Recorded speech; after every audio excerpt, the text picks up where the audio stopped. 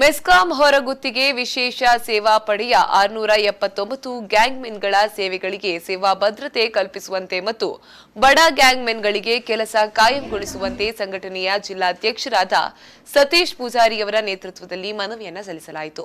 ಈ ಹಿಂದೆ ಹಲವಾರು ಬಾರಿ ಹೋರಾಟಗಳನ್ನು ನಡೆಸಿದ್ರೂ ಸಹಿತ ಫಲ ಕಾರಣದ ಹಿನ್ನೆಲೆಯಲ್ಲಿ ಉಡುಪಿ ಜಿಲ್ಲಾ ಜಯ ಕರ್ನಾಟಕ ಸಂಘಟನೆಯ ವತಿಯಿಂದ ಮೆಸ್ಕಾಂ ವ್ಯವಸ್ಥಾಪಕ ನಿರ್ದೇಶಕರನ್ನ ಮಂಗಳೂರಿನ ಕಚೇರಿಯಲ್ಲಿ ಭೇಟಿಯಾಗಿ ಬಡ ಗ್ಯಾಂಗ್ಮೆನ್ಗಳಿಗೆ ಕೆಲಸ ಕಾಯಂಗೊಳಿಸುವಂತೆ ಸಂಘಟನೆಯ ಜಿಲ್ಲಾಧ್ಯಕ್ಷರಾದ ಸತೀಶ್ ಪೂಜಾರಿಯವರ ನೇತೃತ್ವದಲ್ಲಿ ಮನವಿಯನ್ನು ಸಲ್ಲಿಸಿದರು.